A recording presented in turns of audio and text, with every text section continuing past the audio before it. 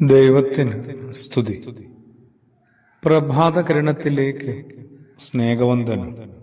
ഭാഗം 2317. ഇന്ന് മെയ് മാസം 5-ാം തീയതി 125-ാമത്തെ ദിവസത്തിലെത്തി.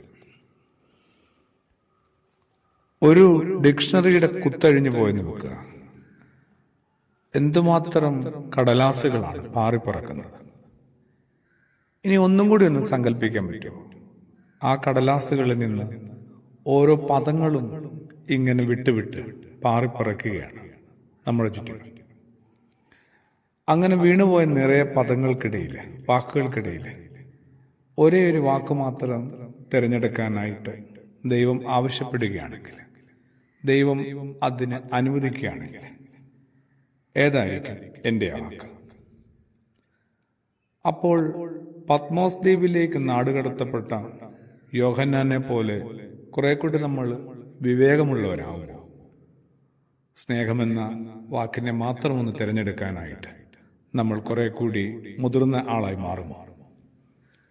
സ്നേഹമൊഴി ബാക്കിയുള്ള പദങ്ങളൊക്കെ വളരെ വേഗത്തിൽ ഒഴിവാക്കാവുന്നതാണ്. ജീവിതം നമ്മളെ അത് പഠിപ്പിക്കുന്നുണ്ട് ഇതിനോടകം. എന്നാലും ഈ സ്നേഹം എന്തൊരു അപകടം പിടിച്ച വാക്കുമാണ്. ആത്മകഥയ്ക്ക് ഗാന്ധിജിയിട്ട ശീർഷകം എൻ്റെ സത്യാന്വേഷണ പരീക്ഷകളെന്നാണ്. എല്ലാ മനുഷ്യർക്കുമുണ്ട് ആത്മകഥകൾ, എല്ലാം ഒന്നും എഴുതപ്പെടുന്നില്ലെന്നേ ഉള്ളൂ. അതുകൊണ്ട് തന്നെ ഭൂമിയിലെ മുഴുവൻ മനുഷ്യരുടെയും ആത്മകഥയ്ക്ക് എൻ്റെ സ്നേഹാന്വേഷണ പരീക്ഷണം എന്ന് തലക്കെട്ടിടാം. തിരിഞ്ഞു നോക്കുമ്പോൾ ഉറപ്പായി പറയാൻ പറ്റും, എന്നെ രൂപപ്പെടുത്തിയത് രണ്ടേ കൂട്ടരാണ്. എന്നെ സ്നേഹിച്ചവരാണ് ഒരു കൂട്ടർ, എനിക്ക് സ്നേഹം നൽകിയവരാണ് ഒരു കൂട്ടർ. രണ്ടാമത്തെ കൂട്ടരോ എനിക്ക് സ്നേഹം നിഷേധിച്ചവർ. ഈ രണ്ടു കൂട്ടർക്കുമായിരിക്കും ഞാനും എഴുതപ്പെടാത്ത, എഴുതാനേ ആഗ്രഹിക്കാത്ത ആത്മകഥ സമർപ്പിക്കാൻ പോകുന്നത്.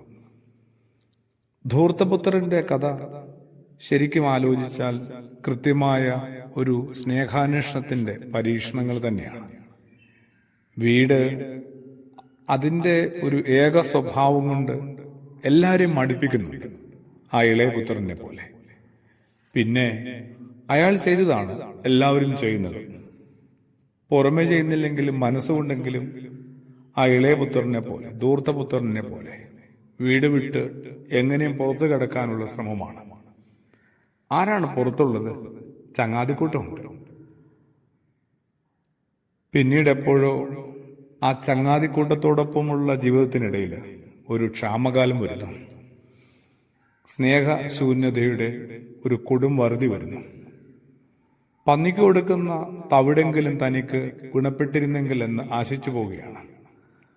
അവിടെ നിന്നാണ് അയാൾ പഴയ സ്നേഹത്തെയും വീടിനെയുമൊക്കെ ഓർക്കുന്നത്.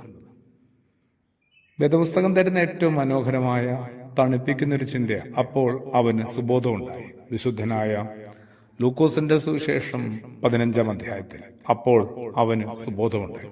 അവനും സുബോധമുണ്ടായി, എനിക്കും എന്നാണ് കുറച്ചുകൂടി ബോധം ഉണ്ടാവുക. ആ ബോധത്തിനു വേണ്ടിയാണ് ആ ധൂർത്തപുത്രന്റെ കഥ പറഞ്ഞ ക്രിസ്തുയേശുവിന്റെ സന്നിധിയിലേക്ക് ഞാൻ ശരിക്കും എന്നെ തന്നെ അർപ്പിക്കേണ്ടത്. ആമേൻ.